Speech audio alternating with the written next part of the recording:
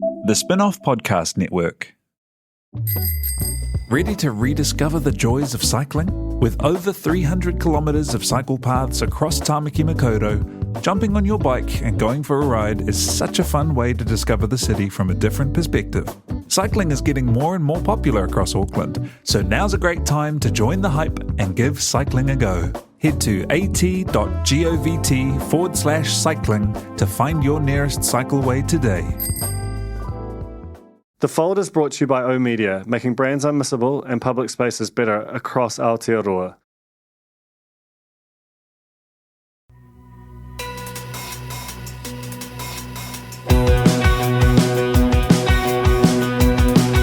Nau mai, hoki mai ki a The Fold, e mihi nei ko Duncan Greive tōku ingoa. My guest today is Madeleine Chapman. You may well know who she is. She's the editor of the Spinoff and just one of my favourite people in the whole world. She started at the Spinoff as an intern in, I think it was early 2016, wrote me this legendary email sort of pitching herself, which was just so engaging and a bit weird, just like she is. And we, you know, the rest is kind of history. She's the ninth of 10 kids, Samoan New Zealander, has honestly like quite a different kind of background and perspective to a lot of people who tend to end up as writers. And I think that's in part why she's got such a different and original perspective and style. And, you know, Mad, I think, has this quality about her, and she talks about this on the podcast, where she's very driven and very determined. You know, if you put a hard thing in front of her, she finds it essentially irresistible. And, you know, so that quality was in a lot of her writing. You know, she did these very bizarre assignments that she essentially set herself. It was in the fact that she took on writing books about some very prominent people, Stephen Adams, Jacinda Ardern, at a very young age without, you know, she doesn't have a journalism qualification, let alone having done kind of writing training, but she's just that kind of dogged, determined, ferociously talented personality that means that those things will get done and they'll be very good products. You know, she's always just been someone who thinks differently. You know, we had this thing that she organised called Hello Meme, where she'd basically force you to come dressed as a meme from that year, and which was a fun thing to do unto itself. It was the culture, but also she would decorate the entire office like it was a kind of one-day pop-up museum with all these original memes about the Spinoff and the kind of the broader culture of New Zealand. It was a phenomenal effort just for a small group of people. And so she had this massive impact on shaping the culture of this organisation and its sense of humour. And so a few years later, when Toby Manhire was ending one of the most, you know, impressive editing stints I've ever been anywhere near, you know, during COVID, and we were thinking about who could replace her, Mad, despite her being still very young, I think she's 27, 28 now, she just was someone that we couldn't, you know, as soon as you thought it, you couldn't really unthink it. And as she says, as soon as she was offered the job, she, you know, despite it being not what she wanted, she also couldn't turn it down for a number of reasons. So this is basically, you know, us discussing the origin story of Madeleine Chapman. I think for anyone interested in the Spinoff or in journalism or in, you know, in her, and she is just a deeply fascinating person, you're just going to get a lot out of this. It's also a little bit of a story of, you know, the modern media and the development of a character who's interrelating with that. And yeah, there's just a tremendous amount in it. She's just a spectacular person. It's a real privilege for us all to work with her. So this is Madeleine Chapman on The Fold. Just before we get into it, I'm going to do this again. You're going to hear it a bit over the next few weeks. The Spinoff really needs your help right now. The inflation crisis that we've been covering, it's real. It hits us too. A lot of our members who donate monthly haven't been able to continue that. That's totally understandable. Their circumstances have changed. But costs are going up, and it's real. So if you are listening to this and you enjoy the fold, or if you enjoy the spin-off and you can afford to donate something on an ongoing basis, we don't have a paywall. You don't really get a lot for it, if I'm honest, but you do get our huge gratitude, and you enable us to continue and to kind of allow people like Madeleine to do the jobs that they do. So if you are able, please head to members.thespinoff.co.nz and donate what you can. That's enough of that. Please enjoy Madeleine Chapman, the editor of The Spinoff, on The Fold. Talofa lava, Mad, and welcome to The Fold. I'm so happy to have you here. Thank you for having me. So we're here to talk about your first year editing The Spinoff, RIP, your life. But before we get to that, I actually want to go back to the very start. I'm curious, I'm sure a lot of our listeners are, about your sort of origin story of the superhero. So just, can you tell me how you got into writing and journalism, and just the thing that drew you into this unfortunate position you found yourself? Yeah, I think my way into writing was kind of accidental. I didn't grow up in I don't know, a very writerly family. I loved to read at school, and when it came to school, I loved, the little writing sessions that you do. You write about what you did on the weekend or something, and I would just go way too hard out and write these big epic tales of my extremely boring weekend. But I just thought that was quite normal, that's just what you have to do for school. And even when I went to high school, I wasn't actually particularly very good at writing, technically, at school. I didn't get very good grades. I always did quite well in creative writing and in writing speeches and things like that, but never essays. Just couldn't handle it. So by the time I got to uni, I had no intention of wanting to write. I liked the idea of working in publishing, perhaps, or being an assistant to a writer or something. That seemed like quite a glamorous version of my life. And then otherwise was going to go into teaching. So my writing sort of consisted of very stupid long Facebook statuses about something that happened to me. And, they were all the classic tales of things that happen to someone who doesn't really have friends, if that makes sense. I did have friends, but I was so not a social person that it was just I'd be walking down the street and I'd see something, or I got accidentally swept up in a Justin Bieber fan brigade thing. And so I would just kind of write about that, and people were like, oh, classic. Of course it happens to you when you're just trying to be by yourself. So that was my writing. And then I applied for all sorts of internships to be an intern at publishing houses when I was at uni. And I said, I really like reading, big reader, big writer, would just like to come in and do some work for free. And everyone said no. And I think they said, well, you're not studying publishing, you kind of need to be studying publishing, which I didn't even know you could do. But I got 1 day a week at Scholastic. And I had to drive for 40 minutes on my motorbike to work 1 day a week for free. And it was the greatest job I ever had. So I was always just kind of around writing, but I genuinely never thought I would actually write or be published. And then went overseas for a bit of travel and wrote some kind of travel-y blog stuff, which again, no one really read. And one of those was the Eleanor Catton story, my infamous Eleanor Catton story. Well, we'll talk about that in a minute, because that is very much not a travel blog. I had to burst your bubble. But it is a fascinating episode in the origin story. But you must have been, to write that Eleanor Catton story and to, ultimately end up at the Spinoff, you must have been reading kind of internet-y writing, because you really had that quality. What were you sort of reading online, and what was your sort of entry into being aware that there was this path that you ultimately took?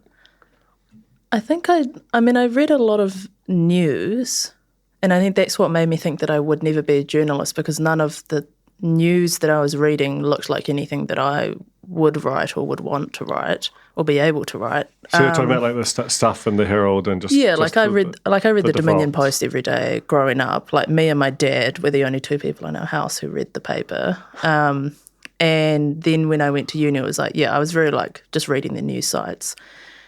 What actually, I think in terms of internet writing, which kind of proves my and your thesis that I've been 50 years old forever, is that the internet writing I read was not internet writing. It was old writing that was then put on the internet. And that was like Nora Ephron essays from the 70s that eventually ended up on the internet somehow. I mean, brilliant work, but you're very you that was your first, you weren't reading like Gawker or Grantland or something. Yeah, it was kind of like, I wasn't a blog reader or anything. It was probably literally just Nora Ephron. That was it. And I read that and I was like, oh, she's like a famous journalist and she just kind of writes about herself. And I was like, oh, I didn't know you could do that. So that was my approach. And you can tell in some of my early stories, I'm basically just parodying Nora Ephron with a much less interesting life. Okay, so the piece which you wrote this email to me, which I've talked about like a trillion times, probably already on this podcast after I've recorded the intro, and certainly have made reference to a bunch, which is how we met and how the whole Madeleine Chapman thing at the Spinoff thing happened. But that included a link to, I think, a single piece of writing, which was the Eleanor Cadden story. Tell us about that, because it's I don't know, I feel like the real heads know about it, but it's also like relatively obscure. We republished it. It's almost like a cult classic or something, but really, really, I think important and formative piece of writing for you, but also somewhat unchill in terms of how it all rolled out.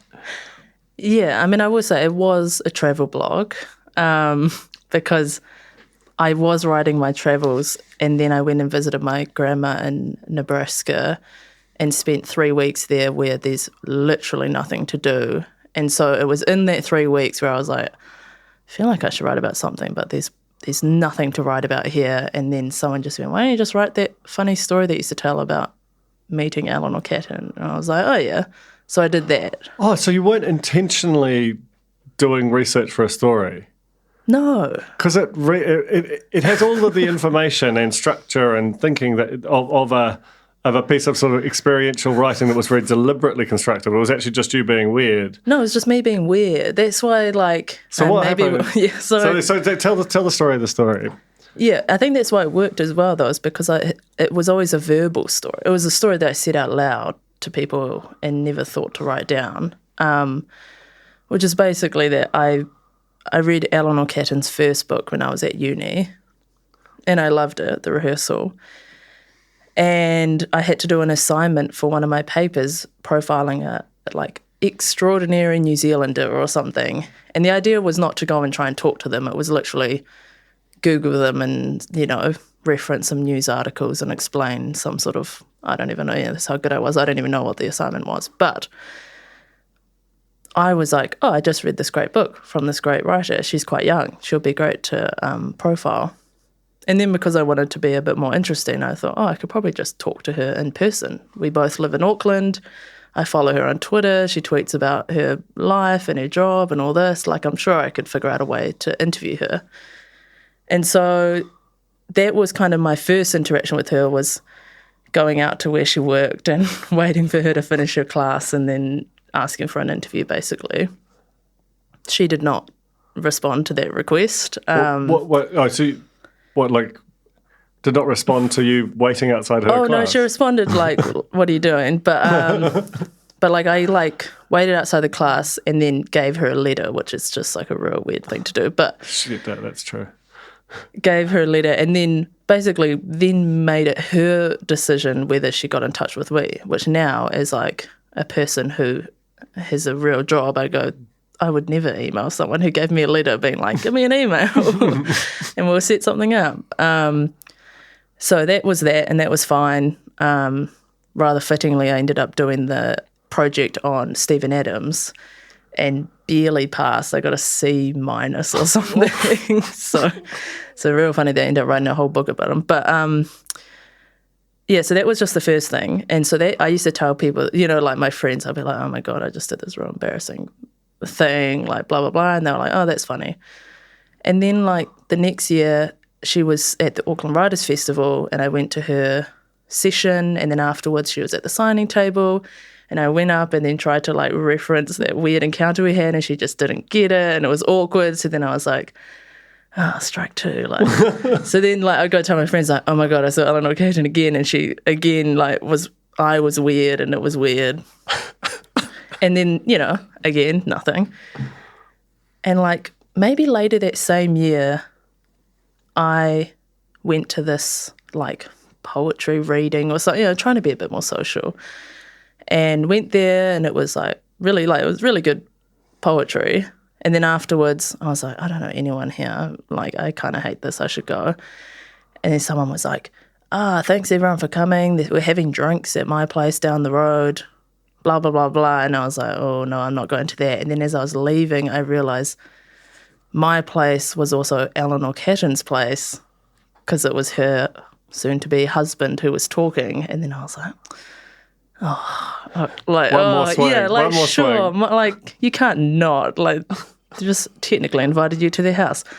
And so I just went, and it was, like, kind of funny and also weird because I think she thought that I was, like, really good friends with one of the poets or something, and so it's been really nice. And I was just like, I don't know anyone here. I'm, like, a huge imposter.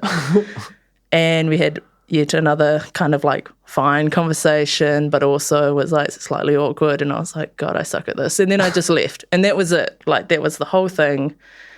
And I would tell people, like, guess what? After those two weird encounters, like, ended up at a party at Eleanor Catton's house. And blah, blah, blah. Was this before before she became like a megastar and won the Booker and so on? No, this was right in the middle. Right. Yeah, I think she was nominated for the Booker, or maybe was about to be. Like, it was, the Luminaries was big. Like, she was... It was everywhere, yeah. She was very popular at the time. So she probably had no shortage of weird encounters with people who are curious. Yeah. Yours would just been the weirdest. Yeah, but I think, like, to her, it was like 3 separate encounters with 3 separate people that you would not think twice about. So I was just like, oh, this is funny. And I was telling people in the way that you would tell someone if you, like, saw a celebrity at the supermarket or something. It was just like, oh, yeah, did you know I went to a party at blah, blah, blah. And that was it. And then my friend was like, oh, that story's quite funny. You should just write it on your blog if you got nothing else to write about. And so I did. It literally took 20 minutes to write because it was all in my head from telling everyone, like, at a party. And then I just put it up, and, again, people were like, oh, it's just this could just be the world's longest Facebook status about, meeting Eleanor Catton a couple times. And that was it. It was completely inconsequential. And I sent it to you basically being like, this is kind of the closest thing to a proper story that I've written. Yeah, and then it got published, and then it sort of had a different reaction to what I expected from something that I thought was pretty, fine. I don't know. It was weird. Yeah, that's all right. We won't dwell on that. But it's a great piece of writing, and I encourage you to track it down if you haven't read it. But you mentioned there this email that you sent that I've referenced before. I mean, ultimately, like, we didn't get a lot of people wanting to intern with us. I think you might have been the first. Had a few subsequently, but it's not like a common thing. But it was a really good and assured email. But I'm sort of curious about, what made you send it, and just tell me about that sort of initial connection to the spin-off that you're now editing. I think I'm actually trying to think of what it was that I had originally read on the spin-off. It might have been some sort of power ranking. I know I watched Shorty Street Scandal on James Musterpick's on YouTube, and I think I was watching that, and then maybe I saw that it was like reposted on the spin-off or something, and I clicked on and didn't know what it was, and had a little browse around and was like, oh, this is quite funny. Like, this is like news, but not really. That's our new tagline. And so the reason I sent that email is that I had gone travelling a little bit after uni because I'd saved up my student allowance, and came back, and my parents had just sold our childhood home and had moved out to Porirua to sort of do up this other house that they were now living in. And me and my brother had nothing else to do. We both didn't really have jobs or anywhere to live. So we went and lived out there, and lived is like quite a strong word for it, because it was like I was literally sleeping on like a blow-up mattress on the ground because we had to be able to move all our stuff as we were like painting and ripping up carpet and things like that. So I was doing that, and it was the summer holidays. I was doing that and writing a children's Christmas play for the church where we went, where there was a Christmas play every year at the Mass.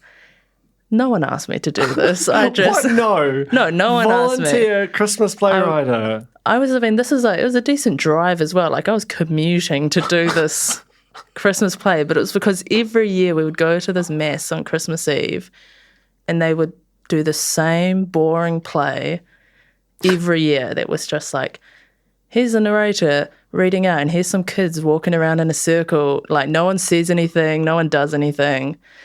And I was like, I reckon you could do like an actual entertaining play. And so I wrote a play that featured, I'm putting in quotation mark, pop songs, because they were old songs, but they were just not church songs. So like when the angel comes down to see Mary and tell her that she's going to have a baby, we had the kids' choir singing Eurythmics. It was like, Must Be Talking to an Angel song. So we had that. When the three wise men are walking to find Jesus, we did 500 miles for the proclaimers. Like, Oh, this is copyright blasting. oh, that's fine.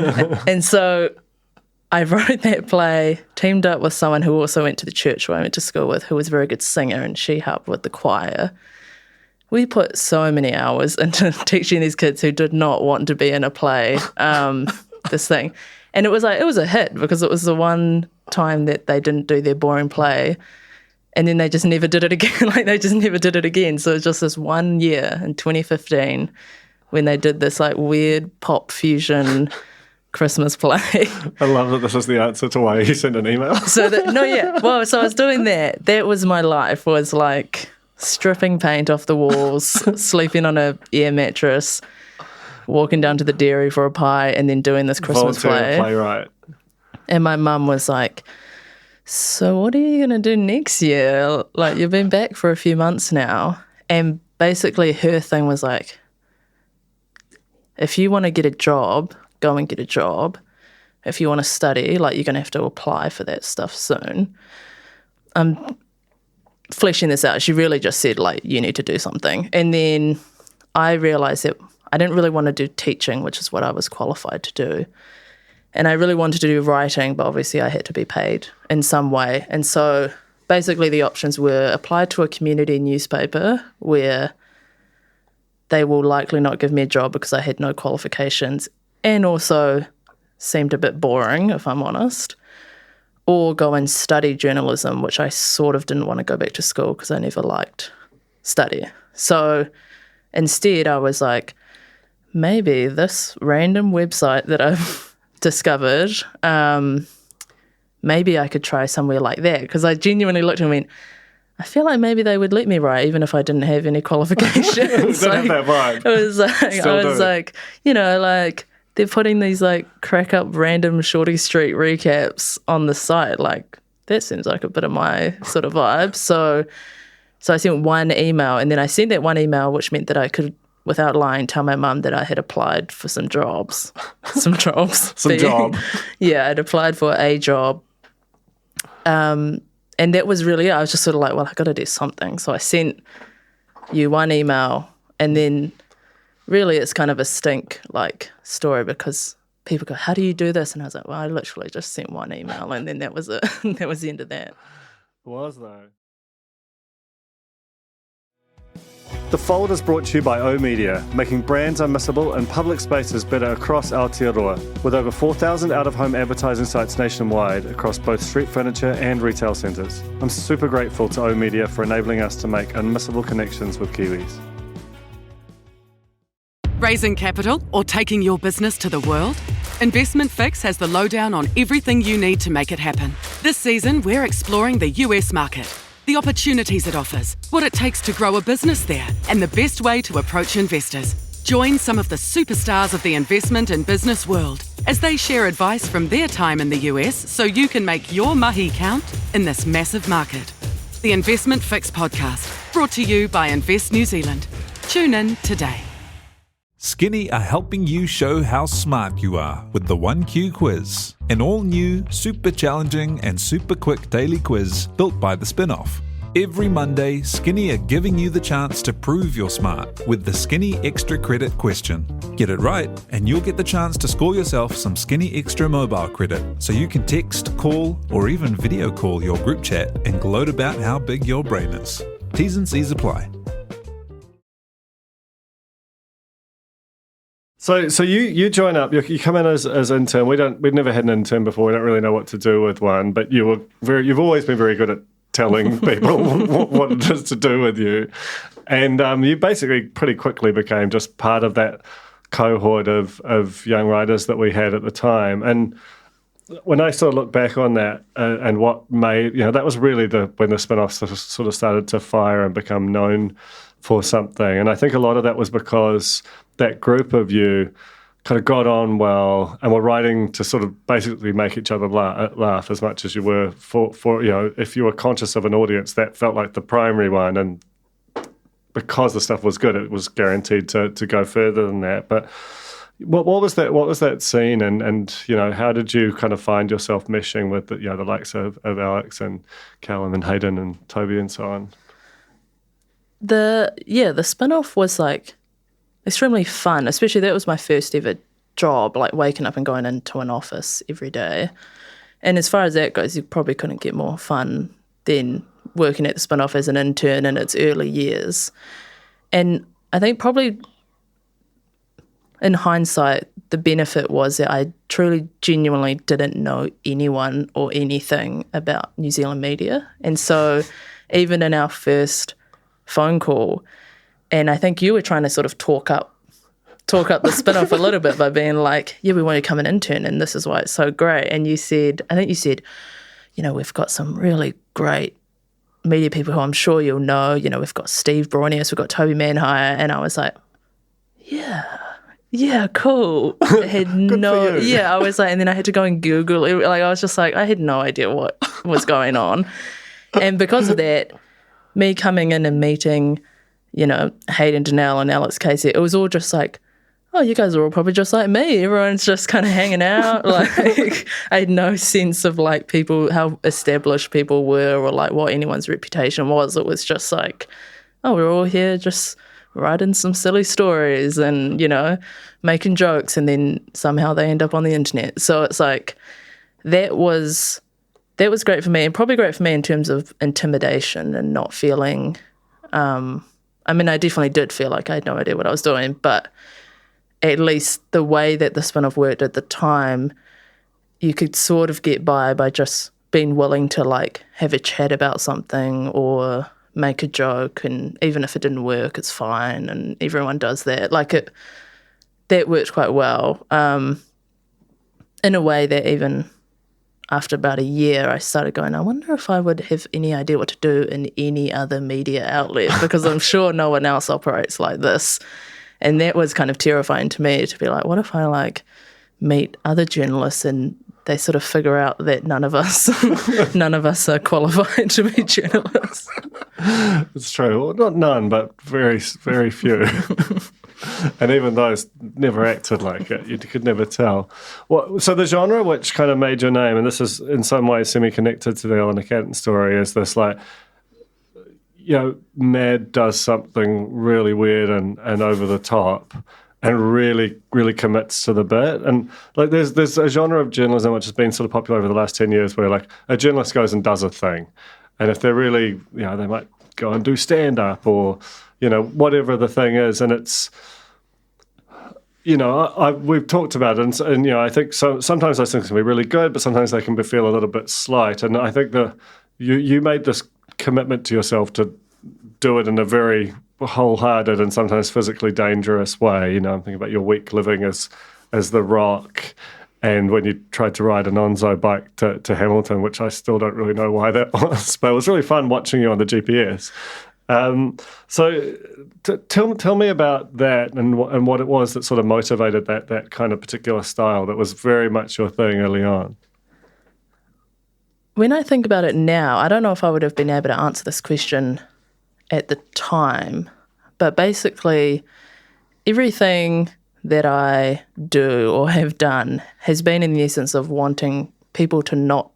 Basically, my thing is I don't want people to think that I'm like half-assing something or that I'm not really pulling my weight or anything like that. And when I showed up at the Spinoff, it was like Alex was just so exceptional about writing this like commentary and things about TV and these investigations, and like you were everywhere, like you were just doing everything, and Hayden's got his like kind of snarky, political tone, and everyone kind of just had their thing.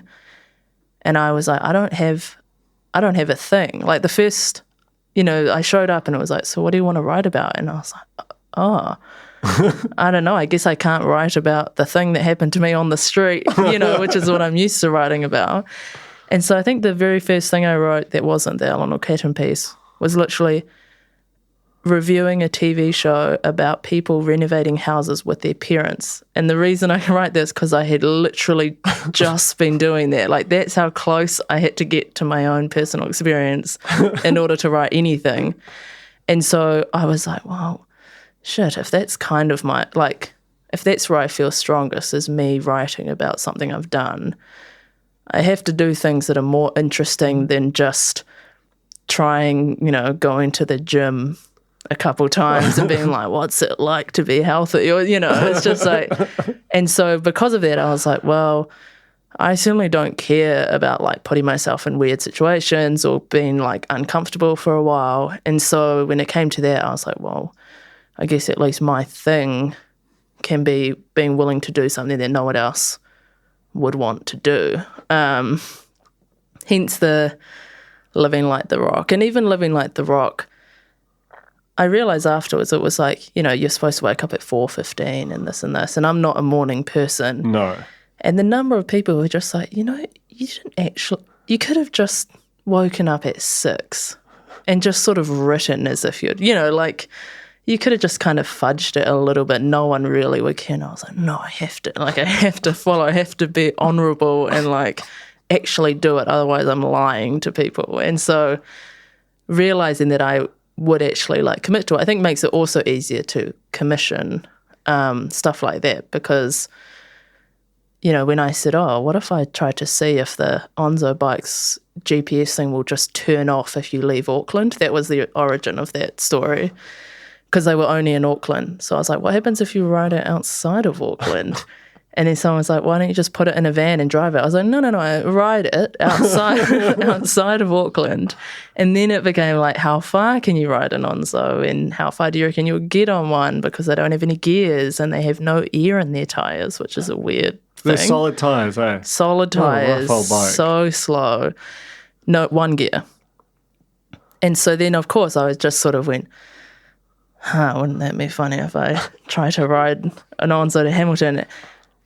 I reckon any other place would have gone, yeah, but like that's quite stupid. Like, don't do that. You'll take all day. And potentially dangerous, Oh, very dangerous. And instead, it was like 4 people at once going, yeah, go do it. And of course, as soon as people go, yeah, then I'm like, oh shit, okay, I guess I'm doing it. And it was like I hadn't ridden a bike in years. And I messaged my brother who cycles, and I was like, I'm going to try and go for this real long bike ride. And he was like, I would suggest you do at least like one practice ride. And I did one practice ride to ride home from work, which was like a 4-kilometre ride. And it was so hard. And then he was like, was it hard? And I was like, yeah. And he goes, so when are you doing this next one? And I was like, tomorrow. I was like, I just have to do it. Like, what's the point in training to do this stupid thing? I was like, defeats the purpose. Yeah, I was like, I just do it. And I rode for 12 hours and got to Huntley. I was like, by the end, I was riding as slow as you could just run. I was like, I might as well just run there. But it was just like, yeah. And then the whole time, like, I'm very acutely aware of things that are painful at the time and funny later. Like I think probably from having lots of siblings and being Samoan, most things it takes about 4 seconds to go, that sucks, oh, that's going to be funny. Like, that's the process. So even as it was happening, I was like, it's funnier if you get to Huntley. Like, it's funnier if you, like, stop at KFC in Huntley and that's where you end rather than whatever was just before it. Yeah, totally. Those are, and again, classics of the genre. So just a brief detour, because, again, I don't even know how this really happened, but while you were being a very productive, very young, very unqualified writer at the Spinoff, you also sort of suddenly were commissioned to write first one and then a second book about, like, incredibly famous and weirdly complex or it's sort of inaccessible in some ways New Zealanders, while being, all of those other things, which are Stephen Adams and Jacinda Ardern, our Prime Minister. Do you want to tell us about the process of writing those books briefly, because they were obviously massive, and whether you'd write a book again? This is a very strange time, because you were still working at Spinoff for the most part, but just seemingly would write all night and then sleep for like a few hours on a couch at work. I don't think you ever left the office at the time. Yeah, that was so it was like I got offered to write Stephen Adams' book when I think I was still technically an editorial assistant. Like, I don't even think I had graduated to being like a staff writer.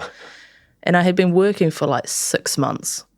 So I don't know how many things you would offer to someone who's done a 6-month basically internship, but certainly I would not offer them a book.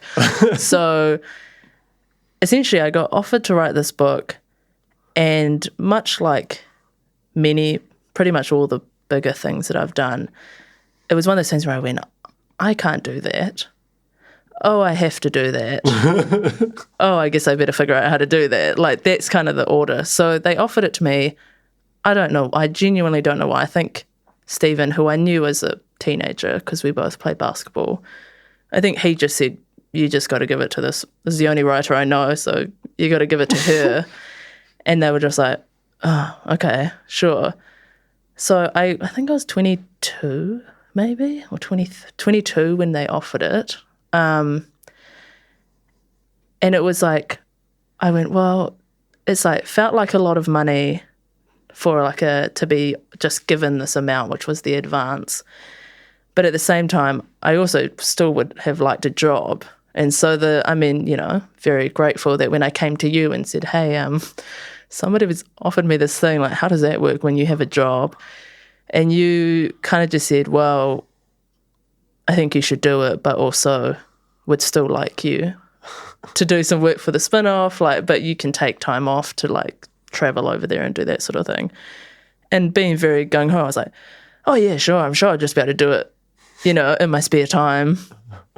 And so I kind of did. That's what, I think in 2018, I took 2 weeks and did a bit of writing, and then took 2 weeks to go to the US to do some intel and research and interviews, and then wrote it over the Christmas break.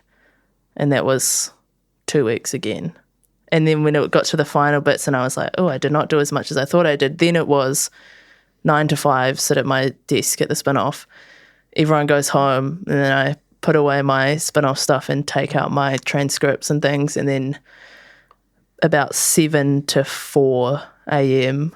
was working on the book, and then sleep on the couch at the Spinoff for a couple hours, and then go and sit back at my desk like nothing happened. Or I'd Uber home and have a shower and then Uber back, and then sit back at my desk and pull out the Spinoff stuff again at 8:45. You're getting a good sense of Madeleine as being quite a specific and different kind of a person here, huh? So, and another thing that you did that you've spectacularly overcommitted to is that you're quite known for, and honestly has been a huge kind of, if you ask people when they first became aware of the Spinoff, they'll often cite your rankings, which are just incredibly exhaustive, and also have this weirdly kind of almost literary quality where you really meditate on some things in between you're ranking chips or lollies, and then suddenly, oh shit, we're in race and class territory here. How did that happen? What sort of prompted you to do that, and so especially I think that it was such an interesting thing, that insight into buried in this really, just to even see that food, which has never been really written about or contemplated at all, and then to see all the things that were on the other side of it seems like such a special insight to me. I don't actually know where the chip ranking came from. I think it was like, again, with the half-ass thing, maybe someone released a new chip, or we were talking about, what are the best chips in the office? And then someone said, why don't we do like the top 20? And then someone else was like, oh, well, why don't we do like the best of each flavour or whatever? And then I was like, well, obviously you have to rank all of them. Like you can't half-ass it and just like completely exclude half of the chips.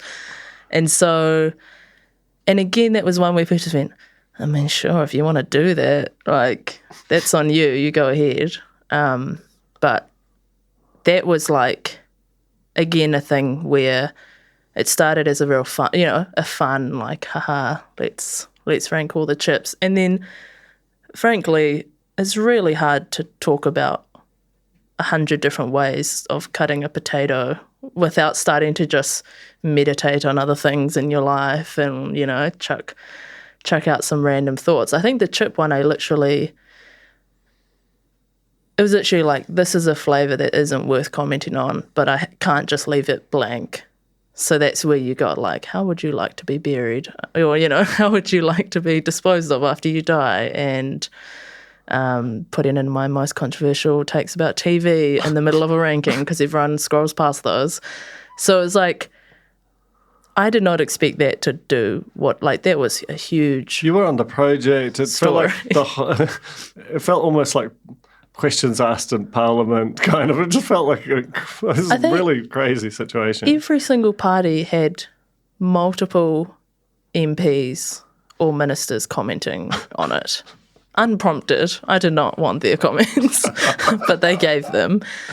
And it was just like, yeah, I don't know what. That was kind of a special one. And that has happened for pretty much every ranking I've done since, but in a way that makes you go, oh, I can't now be like, I'm ranking, the best half of this niche product. Like it has to be the whole thing. It has to be comprehensive and like really cover everything. And people sort of, I think maybe what people appreciate, which again, I'm someone who both loves a bit of chaos but also loves rules.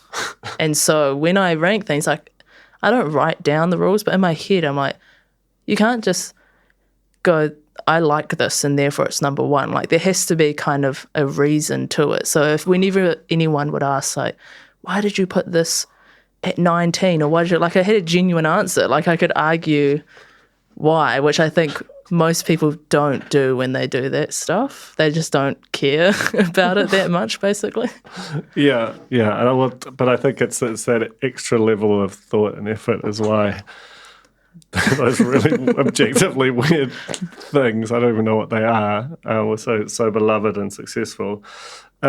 So you left briefly to go freelance, and that thing you expressed, like, I don't know how I would ever be in another newsroom. Suddenly you were doing it, working at North and South. So what led you there, and how did you find sort of that different environment at one of like New Zealand's probably most important current affairs magazines as it was reviving post the Bauer collapse? I think what happened, well, basically I resigned at the end of 2019. So I had been at Spinoff for 4 years.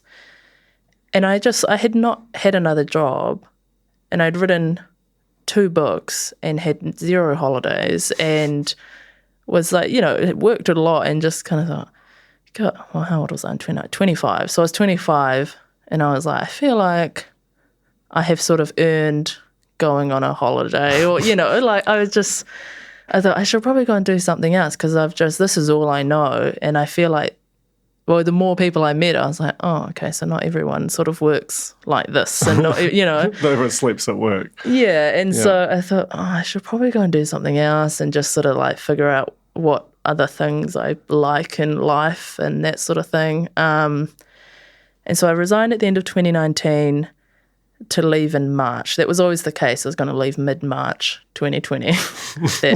that time period sounds familiar at all. So gloriously naive. And we left, and I had my leaving party on the 13th of March, and that was I think that was the Friday last... the 13th. Friday the 13th, should have known. And that was the last time the Spinoff gathered as a group for quite a while. So we had this big party, and then I left, and then it was like, oh, everyone's left. Like, that was kind of it. It was like, oh, not just... like, everyone's left, lots of people are moving home, because I thought, oh, I'll go home and just sort of, sleep and relax, and then maybe I'll go to Samoa and, or go and travel and go to Europe for the first time or something. And instead I went home, and then we went into lockdown with truly no concept of when that would end. And I was just sort of sitting at home like, oh, I'm on break, but everyone's on break. I'm not really learning anything new about myself anymore. And so pretty quickly, I would say maybe like a month in, I did another rankings because I was bored. I was like, yeah, sure, I'll do the biscuits. So I did the biscuits. And then that was around when people started sort of offering jobs. Like, because I was thought, I don't know how I would exist in any other place. And there were various offers of sort of different levels of involvement and that sort of thing at different outlets. And none of them seemed that different from the Spinoff, really. I thought, I don't really want to go and do something that I was already doing before. That's why I resigned. And so when the thing came, when kind of like an offer came through to be I don't know what my job title was. I think it was a senior editor at North and South, and they were revamping. It just seemed like so different from the Spinoff that I thought, I should do this, because by saying no to this, I'm saying no to something that I actually don't know what it is, basically. And so I worked part-time, which was my decision, and essentially my job was to write cover stories and edit a couple of pieces. Like, it was very, very different from what I did at the Spinoff, which is extremely day-to-day, kind of constant churn. North and South was like, you work on this story for 6 weeks, and we do multiple rounds of heavy, like, edits and reframing and everything. Then it comes out on the cover, and then you go and you look at your next story. And that was I had never spent that long on anything. Like, even the way that I wrote my books was kind of the long equivalent of the Spinoff. Yeah. And so that was extremely valuable. I didn't end up doing it for that long, but it was like, I think I wrote 2 cover stories and a bunch of features for other issues. And it was like just seeing the different process and the different pace that people work and the kind of different tones that are required for, current affairs magazines versus the Spinoff, basically. And I think that I would say it wasn't my natural state. Like, these were quite serious, heavily researched cover stories that I did, which is like very like no jokes, basically. It was kind of like... That's been difficult for you. Like, I put some jokes in there, but they had to really be like quite subtle and just sort of, get them in there. And that was extremely valuable, just learning and knowing that I could do that was really what I wanted to try. Like, I didn't go, I want to do this so that I can become a magazine editor and do this. It was more just like, I just want to give this a go and see if I can do it. So eventually I approach you and ask you to do another really, really hard thing. And hearing you talk like that about which I already really knew about your personality, I should have known that it was essentially inevitable as soon as we had the thought. But still it felt like, because you were still fundamentally like, 4 years into being an untrained journalist, it felt like a reach, but it also had this, like, as soon as you thought it, I think it was Amber Esby, our colleague, who suggested it. I was like, oh, that's not going to leave my head as an idea. Tell me about your thoughts around it. Why you ultimately took the job. I think I took it for the exact same reason that I took the Stephen Adams book, because I had been at North and South for 6 months, and I thought, I'm sort of getting the hang of this. I'm quite enjoying it. I had lovely hours, and I was like, I can travel when I want because I'm a contractor, and I can was starting to really plan for that because things were looking like they were going to open up as well. And then you dropped that little bomb of a job offer, and it was the exact same thing, right? The first thing was, well, you can't do that. And the second one was, well, obviously you have to do that. And then let's figure out, I guess we'll learn how to be an editor. So again, it was almost like I just went, the timing is not great on this. I would have liked to be a little bit further along in my career, or sort of at least been a little bit further along at North and South. But at the same time, I'm very aware how few jobs like this exist. So there's no way that there's no way that I'm not going to take that job offer, even if I think I'm unqualified for it or too young or whatever. It just meant I just took it knowing this is going to be very intense and a pretty steep learning curve, but I guess you just figure that out. And one of the things you made reference to it at the time, and is the fact that you're also a Pacific woman and in your 20s, and there was certainly no one who profiled like that who was editing anything at scale. Was that sort of a part of it, or how did that feed into your thinking as well, the fact that you would be sort of one of a very rare number of that identity to be taking on the role? I think that came a bit later in the process. I was making the decision purely, as most people do, just with my own interests. I was just going, do I actually want to do this? Is this going to be something that I want to do in, more than a year's time, or 2 years or 3 years? And so that was all that's the first step. And then once I sort of decided, yes, I'm going to do it, then I started thinking about kind of almost like supplementary good reasons to do something. And one of those was basically that while there are always more Pacific journalists and Pacific women journalists, there just aren't that many, and certainly not editing. And also the fact that there are Pacific media outlets who do great work, but they are also still kind of a bit siloed from quote unquote mainstream media. And so I did think, it would be kind of great to have someone like me be the face or the editor of an outlet that people do consider alongside stuff in the Herald and places like that. So that was kind of just a nice bonus. I thought that would be quite cool. And I also thought, I hoped that it would encourage more journalists to go, that's a place where my voice belongs. Not necessarily even just at the Spinoff, but just if Mad's, next to all of these, frankly, older, whiter, mostly men, then that's a place where I should also expect to be at some point. And it's a slow, and it's not very tangible. It's hard to just, you don't just go, here I am, and now we're all good. But it is a thing where I think it's not sort of going, I want to be I want to have the job of typically middle-aged white men. It's more just this isn't just a job for middle-aged white men. This is anyone can do a job like this. And so I would hope that the way that I've done it also doesn't suggest that it's particularly that different in a practical sense, but just has a different face and maybe a different tone. But I guess we'll still find out about that. Yeah, so let's talk about that. How has that first year gone? We sort of realised that when we were on a plane to Sydney on Tuesday that it was exactly a year since you took it on. And where would you like to take it? Like next year is an election year, which is always just a super exciting thing for an editor.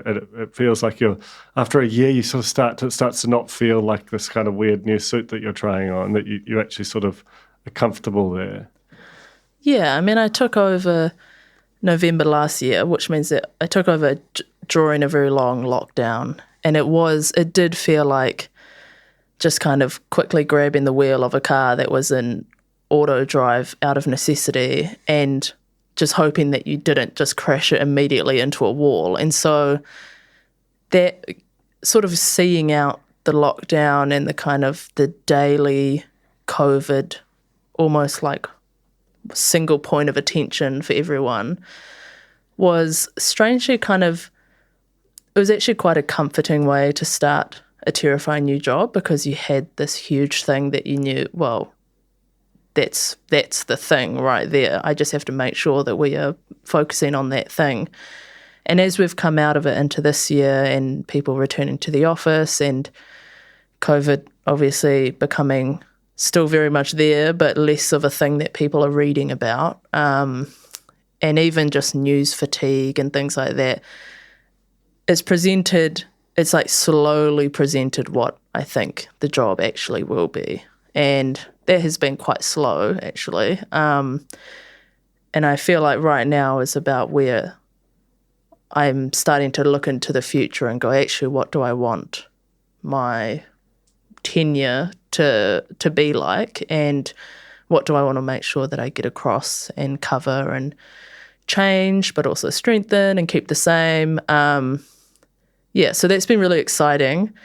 With the election next year, I think there's just so many elections, certainly, that I have witnessed that have where election coverage seems to be at a certain level that requires a level of interest in politics as I don't want to say game, but I don't know, what's the word? As a thing rather than as like, this is an everyday reality for New Zealanders, and how, depending on what happens, changes how many New Zealanders live. And I think that it would be my focus for election coverage next year, where we don't have a big team. We've got arguably the best political writer in the country, which is Toby Manhire, and we also have a relatively young newsroom and young contributors. So I would like to kind of really focus on that and, let news outlets cover what news outlets cover, and we kind of provide that extra level of thought and analysis that focuses on people who don't particularly read day-to-day news. Yeah, and I'm super excited about that. And if you're listening, I'm just going to do a shameless plug here, but the Spinoff members, is by far our largest funder. We absolutely rely on it. It's also been at the same level since 2020, and I hope if any of you remember how much your costs were in 2020 versus now, that's been the same for us. So if you're listening and you've enjoyed what Mad has to say and you're looking forward to what the Spinoff will do in 2023, we would absolutely love it if you would go to members.thespinoff.co.nz and donate what you can. The best thing you can do is give monthly. It really, really helps us out, but whatever you can afford would be fantastic. Mad, this has been great. So funny, so entertaining, and so love working with you. And thanks for coming on The Fold. Thanks for having me. The Fold was brought to you by the Spinoff Podcast Network. It was hosted by Duncan Greive, produced by T.I. He Butler, with production management by Rachel LaRue and series production by Jane Yee.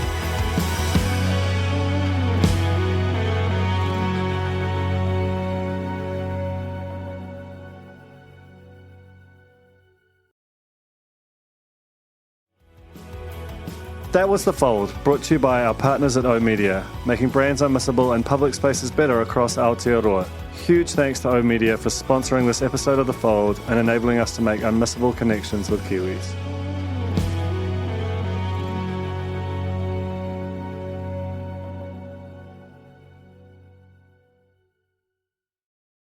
K-pop to me means more than just listening to music.